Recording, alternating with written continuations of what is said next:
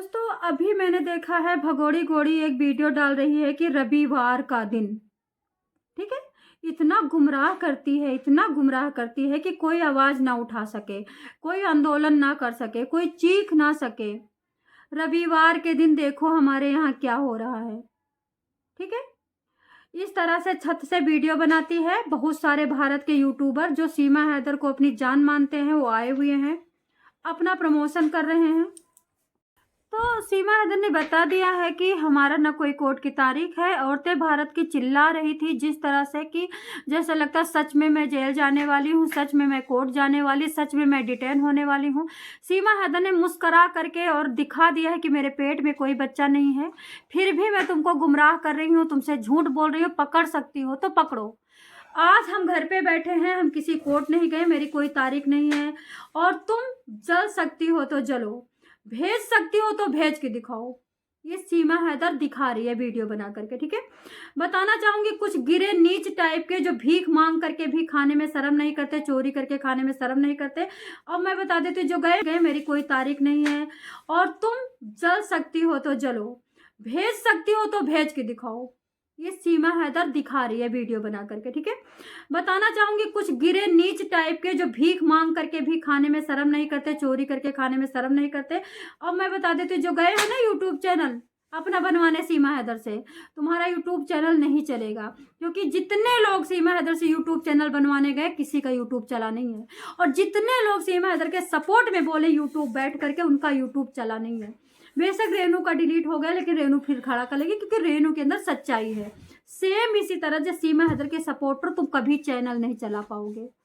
तो दोस्तों मैं बताना चाहूंगी, सीमा हैदर झूला झूलती है, झूला झूल करके पेट पे हाथ रखती है, ऐसे ऐसे करती है और कहती है कि मैं प्रेग्नेंट नहीं हूँ, जो करना है कर लो। मैं झूठ बोलूंगी, तुम्हारी बात सच्ची होगी, मेरी झूठी, फिर भी मेरी ही मानी जाएगी। ये चैलेंज कर रही है यूट्यूब पे, सॉरी झूला झूल करके, अपने घर में झूला लगवा के। तो अभी इसके बारे में बताना चाहूंगी, भारत में सीमा हैदर क्यों राज कर रही है।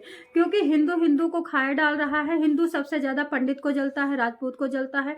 हिंदू अपने कानून में दिए गए छूट को, दिए गए सहयोग को, उनको ऊपर उठाने के लिए कानून बनाया गया था कि ये थोड़ा दबे हैं, कुचले हैं, इनके पास इतना पैसा नहीं है कि ये शिक्षित हो सके, तो चलो इनको थोड़े कम नंबर में नौकरी मिल सकती है, उसका भरपूर फायदा उठा रहे हैं।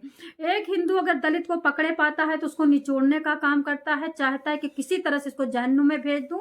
एक दलित हमारा बहुजन वाला देखता है कि कोई राजपूत है, पंडित है, तो इसको इतनी गलती निकालो, इतना गाली दो, इतना खत्म करो, इतना डिप्रेशन में डालो कि ये मर जाए।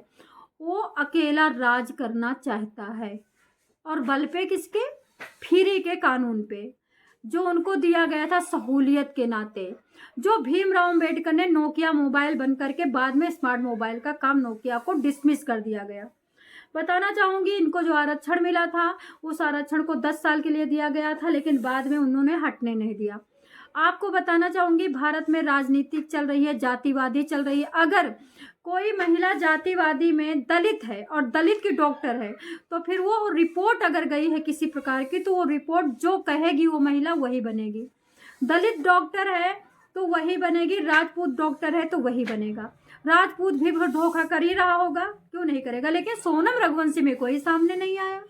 क्या तुम लोगों की आंखों का पानी खत्म हो गया था? क्या सोनम राजा रघुवंशी मरा था तो तुम्हें दया नहीं आई थी? बाकी को देखो, मुस्लिम के लिए खड़ा है, तुम्हारा बौद्धि के लिए खड़ा है, जो कि पहले हिंदू हुआ करता था, अभी हिंदू से हट गया बौद्धि। तो दोस्तों भारत में सीमा हैदर इसीलिए राज कर रही है, क्योंकि यहाँ पे जातिवाद से डॉक्टर मिलता है, जातिवाद से इंस्पेक्टर मिलता है, जातिवाद से पुलिस मिलती है, जातिवाद से सीएम काम करता है, जातिवाद से न्यायालयों में यानी मुकदमा में जातिवाद देखी जाती है। अगर जातिवाद का कोई जज मिल गया तो ठीक है, नहीं मिला तो फिर रगड़ दो। रगड़ने का काम चल रहा है, और उन सब रगड़ने के बीच में सीमा हैदर मजे ले रही है, क्योंकि सीमा हैदर का जो लप्पू है वो भी वही है बौद्धि, वो बौद्धी हैं और दलित हैं और गिरे हैं, नीच हैं। दलित, देखो मैं बार बार दलित कहती हूँ, मुझे शर्म आ रही है, क्योंकि कर्मों से इंसान की पहचान होती है।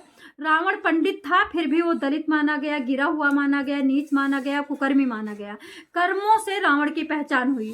सबरी बहुत नीची मानी गई थी, कोल भील थी, फिर भी कर्मों से वो भगवान श्री राम के बैकुंठ धाम गई।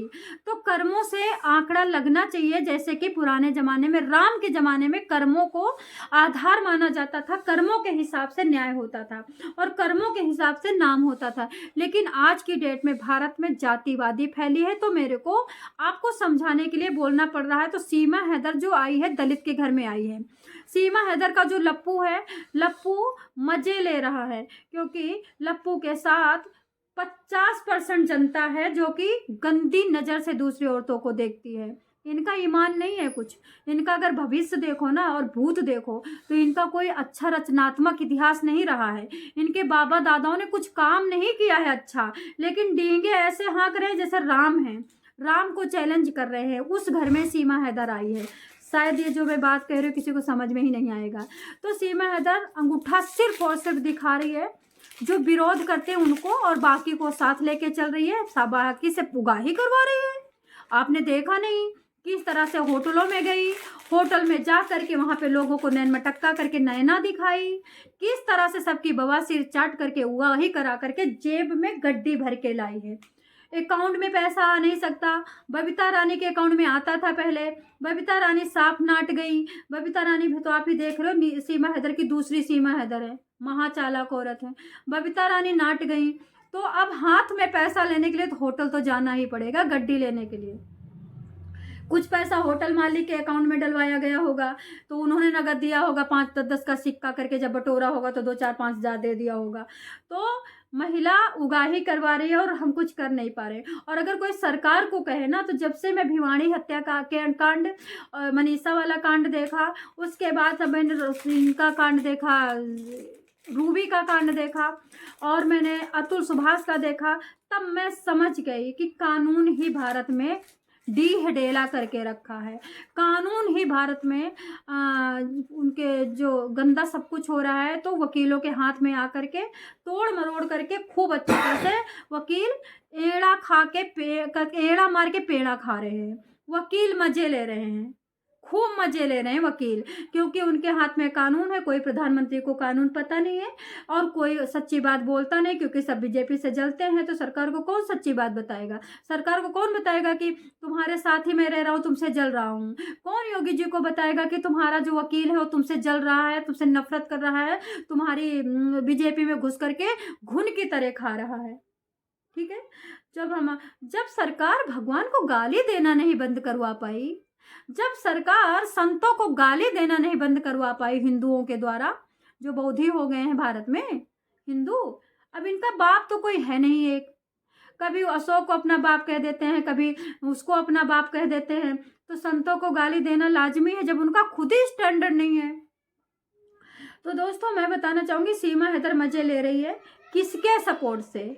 बहुजन समाज पार्टी के सपोर्ट से। बहुजन समाज पार्टी जैसे देखो कुछ होता है रोड पे निकल जाती है और तुरंत पंडित को जेल में डलवा देती है, राजपूत को जेल में डलवा देती है। सीमा हैदर भी बहुजन समाज पार्टी की है। तो अभी मैं बता देती हूँ, एपी सिंह भी कहीं ना कहीं सीमा हैदर के संगुल में फंसा है। अब मैं तुमको बहुत बड़ी बात बता रही हूँ, क्योंकि कल लाइव हिंदुस्तान पे 1 घंटा 23 मिनट एपी सिंह ने भाषण दिया है। हमको एपी सिंह के भाषण से कहीं नहीं लगा कि सीमा हैदर को वो पसंद करते हैं, कैरेक्टरलेस महिला को पसंद करते हैं। कहीं ना कहीं किसी चंगुल में एपी सिंह फंसा है। बेकारी इनको उल्टा सीधा बोला जा रहा है, जब खुद कह रहे हैं कि अगर लड़की शादी के पहले प्रेम करेगी तो फिर हमारे घर में उसकी जगह नहीं, निकालो, बाहर करो। तो सीमा हैदर तो शादी के बाद भी प्यार कर रही है एपी सिंह जी। सीमा हैदर तो बच्चे पैदा कर इतने ज़्यादा कर रही है और उसके बावजूद उसको सनातनी आप बता रहे हो। सीमा हैदर गाँव भच्छड़ करके आई है। आप अभी दलित को कह रहे थे कि इन लोगों का खान पान अच्छा नहीं, इसलिए दिमाग अच्छा नहीं है। तो सीमा हैदर का खान पान अच्छा था क्या? बताओ। तो दोस्तों, यही बताना था। सीमा हैदर दिखा रही है अंगूठा ये कि तुम हमारा बाल बांका नहीं कर सकते, पेट में तकिया बंधी है, पकड़ सकते हो तो पकड़ो। सीमा हैदर जिस डॉक्टर के जाती है, फीस होती है 1,000, देती है 10,000। डॉक्टर भी चुप बैठा है, क्योंकि आपको तो पता है यहाँ पे पैसे के लिए कहो अपनी अम्मा बेच दे, पैसे के लिए कहो गीता बेच दे, पैसे के लिए कहो रामायण बेच दे, पैसे के लिए कहो अपनी बेटी को तो सुला दे किसी के लिए। इतने गिरे लोग हैं, गिरे लोग हैं। अगर गिरे नहीं होते तो क्या निर्दोष जेल में होता? क्या ये उल्टा महिला आंदोलन कर रही होती? क्या अगर गिरे लोग नहीं होते तो क्या सनातनी का मतलब पता होता? एक अय्याश महिला पाकिस्तान से कूद पड़ी आकर के। आप बताइए, कल मैंने ख्वाहिश NBMU पे पता नहीं किस पे देखा था कि एक आदमी कह रहा था कि दुबई के जाने की टिकट 6 लाख की होती है, ऊपर से शारजाह नेपाल 6 लाख रुपए इसने ATM से कोई कर नहीं सकता, आपको भी पता है, क्योंकि ATM की एक लिमिट होती है। तो इस महिला ने गिन के दिया होगा टिकट का 6 लाख रुपया। किसने गिना होगा 6 लाख रुपया? अरे भाई, बड़े बड़े जो बैंक में मैनेजर बैठे वो भी 6 लाख नहीं गिन पाते, सांसें फूल जाती हैं।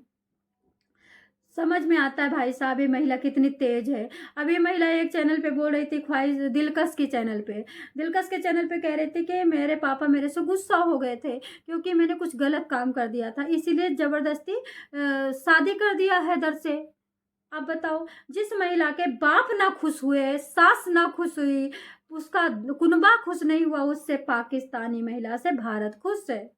वो महिला खुद कह रही है कि मैंने अपने परिवार में ही अवैध संबंध बना लिया था और पापा ने हमको डांटा और पापा ने भगाया हमें और पापा हमें जलने लगे, पापा ने कहा मुंह मत दिखाना। वो महिला को भारत में मुंह नहीं सब कुछ देखा जा रहा है। जिसको पाकिस्तान थूक दिया वो भारत ने चाट लिया। जय श्री कृष्ण, हर हर महादेव।